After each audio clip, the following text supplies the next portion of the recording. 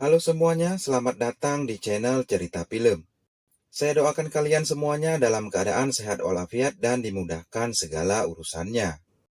Pada video kali ini saya telah merangkum sebuah film drama perang asal Jerman berjudul All Quiet on the Western Front yang rilis pada tahun 2022. Diangkat dari kisah nyata, film ini menceritakan tentang Paul Baumer dan siswa lainnya yang secara sukarela mendaftar menjadi tentara saat Perang Dunia Pertama melawan Prancis dan sekutunya. Awalnya semangat Paul sangatlah membara untuk membela tanah air sebelum ia tahu medan perang yang sesungguhnya. Sebelum saya lanjut ke alur ceritanya, saya ingatkan teman-teman untuk subscribe agar tidak ketinggalan alur film lainnya dari channel ini. Dan inilah alur cerita selengkapnya.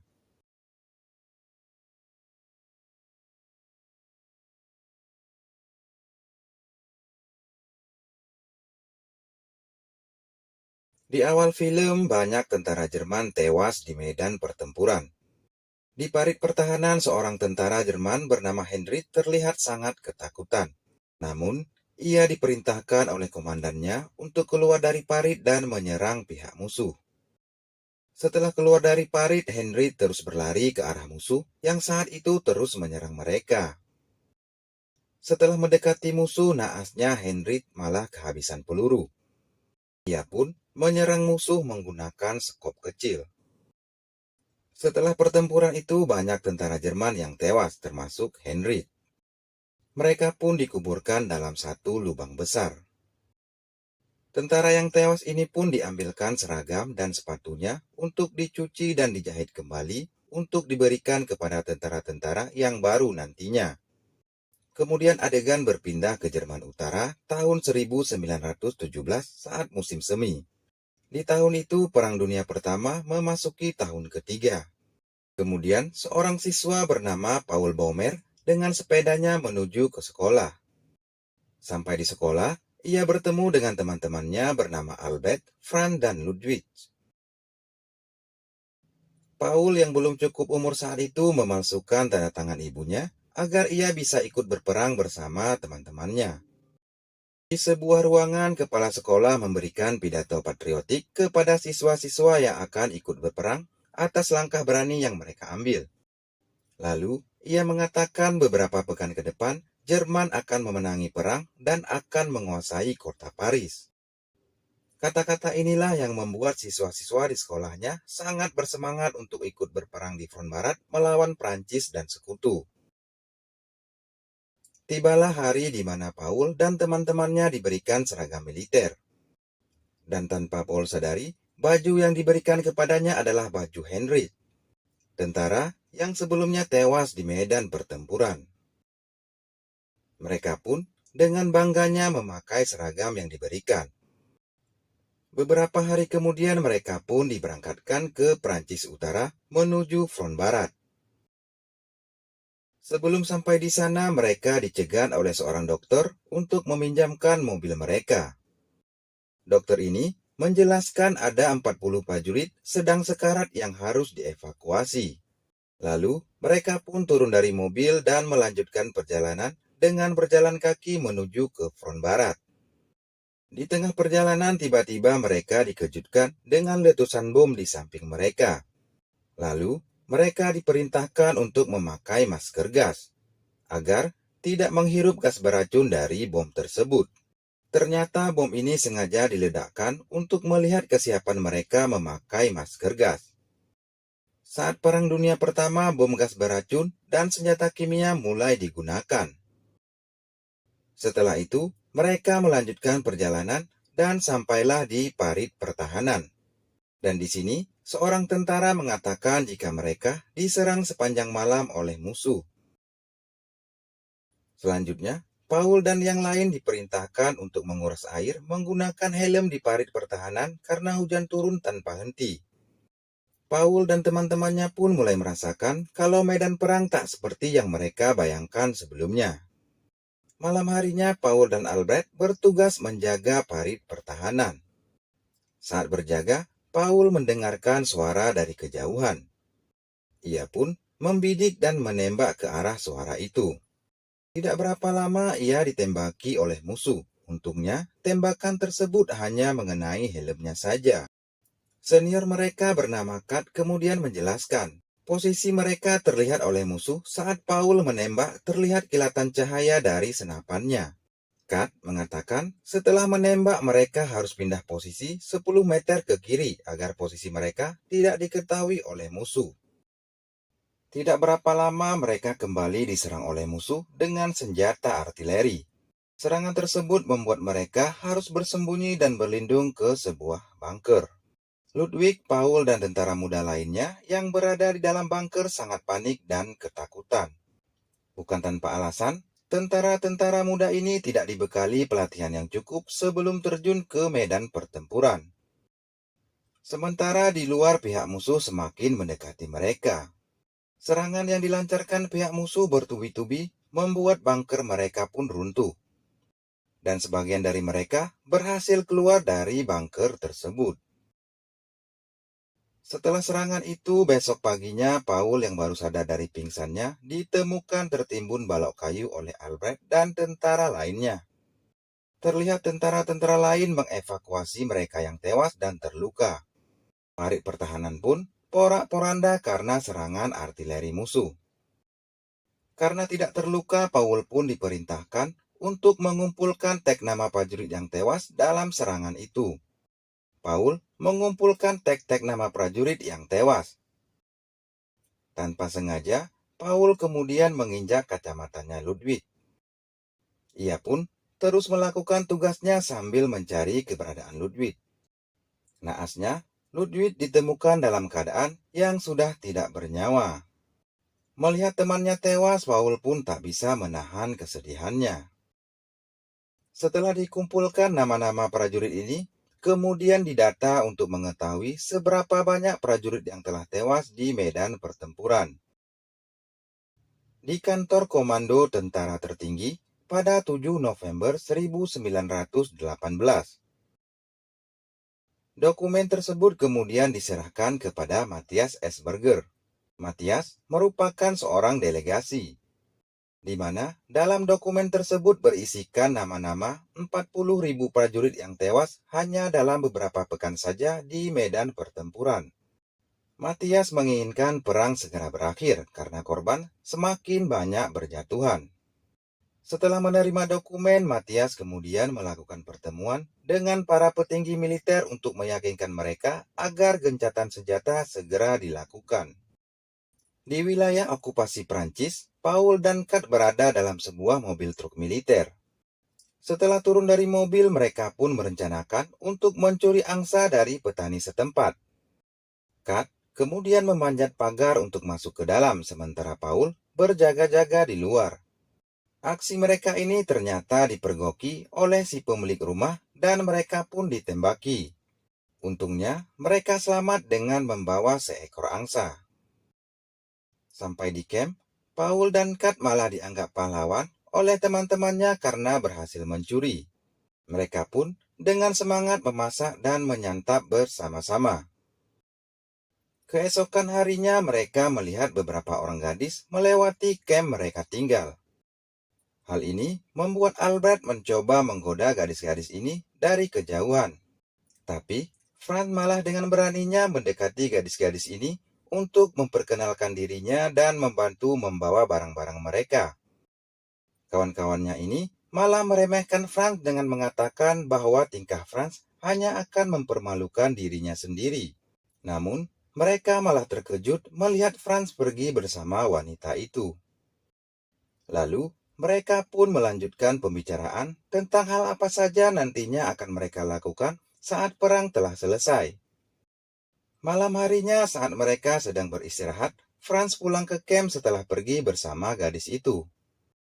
Setelah sampai di camp, Paul memberitahukan Franz jika besok pagi jam 6 mereka harus berangkat mencari prajurit baru satu kompi yang tak kunjung tiba ke tempat mereka. Lalu, Paul menanyakan tentang gadis itu dan Franz menjelaskan ia sangat bahagia. Franz pun menunjukkan dan mencium syal yang diberikan oleh salah satu gadis bernama Eloise kepadanya. Franz pun meminta Paul untuk mencium syal itu. Ternyata Teman-teman yang lain pun meminta syal itu dari Paul untuk diciuminya, termasuk Jaden, teman satu kompi mereka. Esok paginya mereka pun bertugas mencari satu kompi prajurit baru yang berjumlah 60 orang yang tak kunjung tiba dengan menyusuri hutan. Di dalam hutan, mereka menemukan tempat yang diledakkan oleh musuh dengan menggunakan mortir yang sangat kuat. Bahkan, tubuh manusia ada yang terpental dan tersangkut di atas pohon. Hingga mereka sampai di stasiun kereta, terlihat banyak tabung-tabung gas yang sudah digunakan berserakan. Hingga mereka masuk ke sebuah gudang kosong untuk melanjutkan pencarian. Sementara Albert yang berada di luar mulai menunjukkan sikap yang aneh. Ia malah berbicara dengan poster yang tertempel di sebuah dinding stasiun. Malahan, ia memotong poster wanitanya saja untuk dibawa pulang. Saat Paul memasuki sebuah ruangan, ia sangat terkejut melihat satu kompi prajurit baru telah tewas. Ia pun memanggil Kat untuk melihatnya. Ternyata, prajurit baru ini tewas karena terlalu cepat membuka masker gas saat musuh menyerang dengan senjata kimia. Di Campagne, Prancis pada 8 November 1918. Matias berada di dalam sebuah kereta api. Ia merencanakan untuk melakukan perundingan gencatan senjata dengan Prancis. Di sisi lain, Panglima tertinggi bernama Frederick dijumpai oleh seorang mayor bernama Brigdorf. Brigdorf memberitahukan jika Matias akan bertemu dengan delegasi Prancis untuk melakukan perundingan gencatan senjata. Namun, Frederick ternyata tidak terlalu senang dengan pertemuan itu. Ia menginginkan perang tetap berlangsung dan akan terus menyerang Prancis.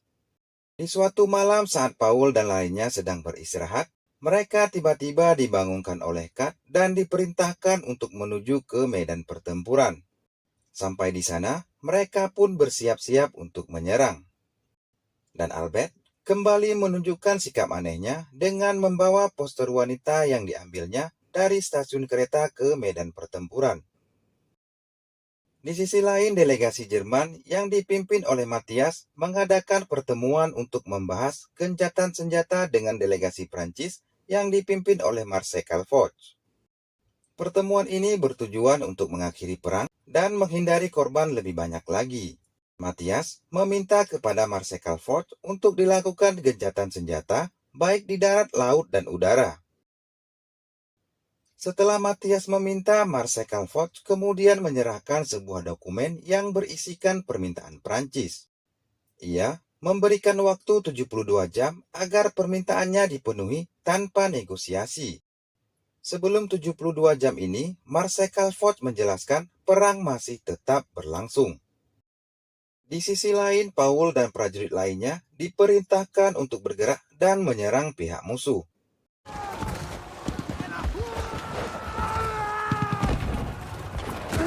Paul dan prajurit lainnya pun terus menyerang hingga akhirnya berhasil masuk ke parit pertahanan musuh.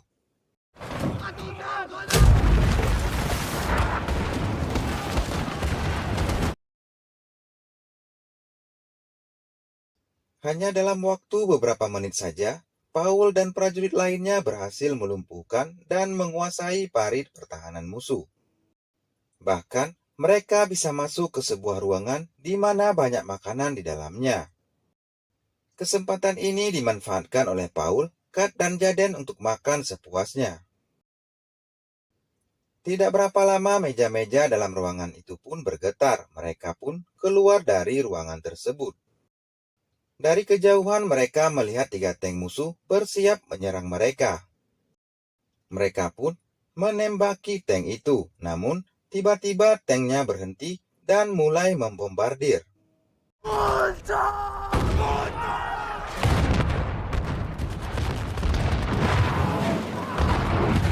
Korban pun banyak berjatuhan. Sebagian dari tentara Jerman keluar dan lari dari parit pertahanan. Sementara Paul, Albert, Fran, dan Kat tetap berada dalam parit. Mereka pun sangat ketakutan karena tank-tank ini melintasi tepat di atas mereka. Setelah tanknya lewat, Paul keluar dari parit dan mengejar tanknya. Kat dan Albert berhasil memasukkan granat ke tank itu dan berhasil melumpuhkan mereka. Namun begitu mereka melihat ke belakang, ternyata pihak musuh membakar parit pertahanan yang baru saja mereka kuasai. Dan banyak prajurit yang jadi korbannya. Paul dan prajurit lainnya pun harus mundur dari medan pertempuran. Paul pun terus berlari menghindari kejaran musuh. Saat berlari, sebuah tembakan artileri di dekatnya membuat Paul terpental dan jatuh. Begitu melihat ke belakang, Paul melihat temannya Albert dieksekusi. Namun, sayangnya Paul tak bisa membantu. Ia bersama Kat terus mundur dari kejaran musuh, hingga sampai di parit pertahanan mereka. Sampai di parit, mereka diperintahkan untuk terus mundur dengan membawa senjata mesin dan amunisi. Pasukan Prancis terus mengejar mereka. Tak cuma dari darat, mereka juga diserang dari udara. Paul yang sedang berlari, ia malah terjatuh ke dalam sebuah kubangan. Dan di sini, ia melihat salah satu tentara Prancis sedang terluka. Tanpa pikir panjang, ia pun langsung menghabisinya. Setelah dihabisi, ternyata tentara ini nggak langsung tewas. Hal ini membuat Paul sangat kasihan dan memberinya air. Tidak berapa lama, tentara ini pun tewas. Paul yang melihatnya tewas merasa sangat bersalah dan menyesal telah membunuhnya. Setelah merasa kondisi cukup aman, Paul pun kembali ke kamp seorang diri. Sampai di sana, terlihat para tentara Jerman sedang merayakan kabar bahagia, di mana mereka mendapatkan berita jika sebentar lagi akan ditandatangani gencatan senjata. Itu artinya perang akan selesai dan mereka akan kembali berkumpul dengan keluarga. Setelah itu, Paul bertemu dengan satu tentara yang satu kompi dengannya bernama Jaden. Jaden sendiri mengalami kelumpuhan karena tertembak di atas lutut. Lalu, Jaden memberikan sebuah syal milik Franz dan mengatakan kalau Franz sudah tewas. Syal ini dulu didapatkan Franz dari seorang gadis bernama Eloise. Kematian Franz membuat teman-teman satu kelas dengan Paul telah tewas semuanya di medan pertempuran. Sebelumnya, Ludwig dan Albert juga sudah duluan tewas. Syal itu pun dipakaikan oleh Paul. Kemudian, ia pergi ke dapur untuk mencari makanan. Dan Paul kembali berjumpa dengan Kat. Paul sempat mengira kalau Kat telah tewas. Setelah mendapatkan makanan, Paul dan Kat membawanya dan makan bersama Jaden. Tiba-tiba, saat Paul dan Kat makan, Jaden mengambil pisau dan bunuh diri karena ia putus asa dengan kondisinya yang lumpuh. Beberapa hari kemudian delegasi Jerman kembali bertemu dengan delegasi Prancis untuk membahas kelanjutan perundingan gencatan senjata. Pada pertemuan ini, Matthias dan delegasi Jerman yang lain pun menandatangani perjanjian gencatan senjata. Setelah ditandatangani, pihak Prancis mengatakan gencatan senjata akan dimulai 6 jam ke depan. Itu artinya sebelum jam 11 siang di hari itu perang masih berlangsung.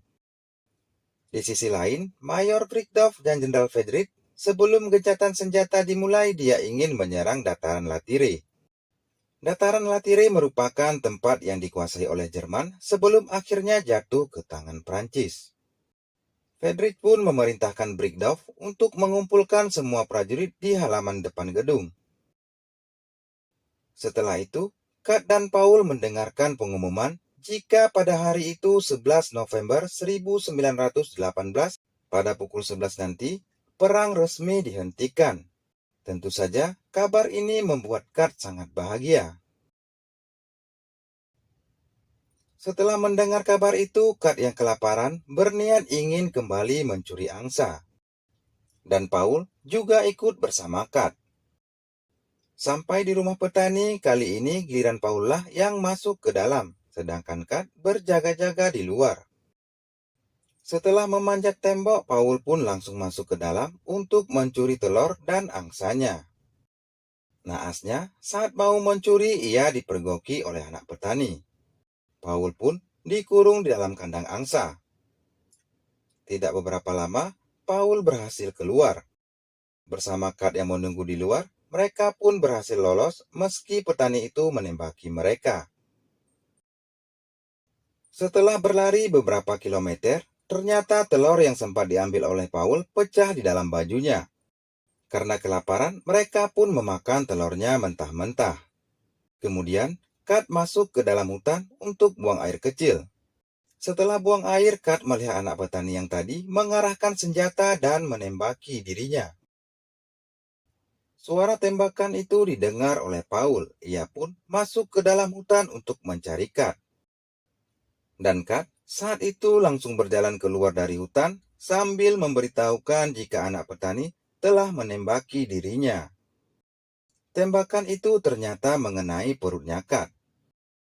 Paul pun membantu Kat untuk berjalan.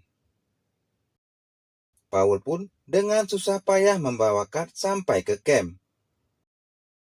Sampai di sana, dokter medis mengatakan kalau Kat sudah tewas.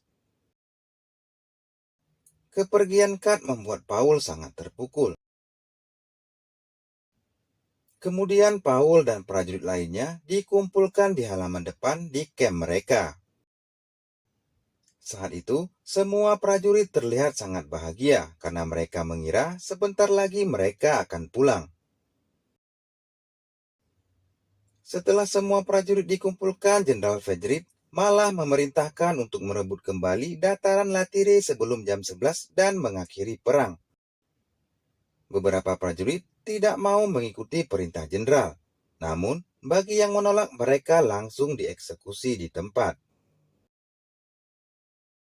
Di sisa waktu 15 menit sebelum jam 11, Paul dan prajurit Jerman lainnya akan bertempur untuk yang terakhir kalinya sebelum gencatan senjata dimulai. Sementara pasukan Jerman secara diam-diam mendekati parit pertahanan Prancis untuk menyerang. Namun, sebelum mereka sampai, kedatangan mereka terlebih dahulu diketahui hingga perang pun kembali pecah.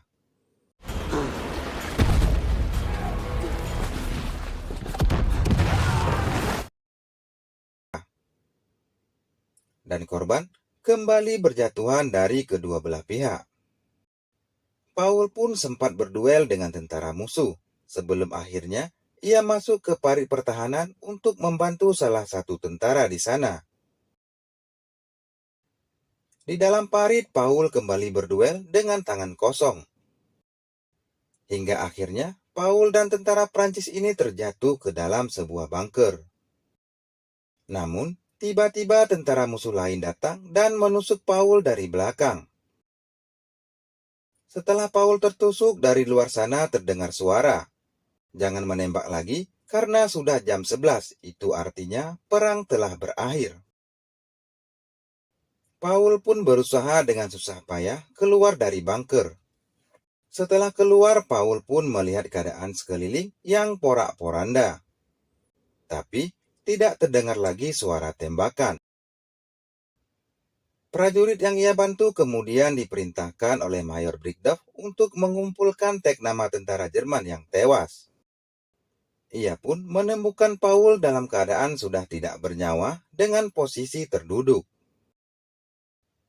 Setelah memandangi Paul beberapa saat, ia tidak mengambil teks namanya, melainkan hanya mengambil syal yang saat itu dipegang oleh Paul.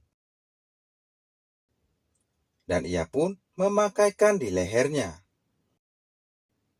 Dan film pun selesai.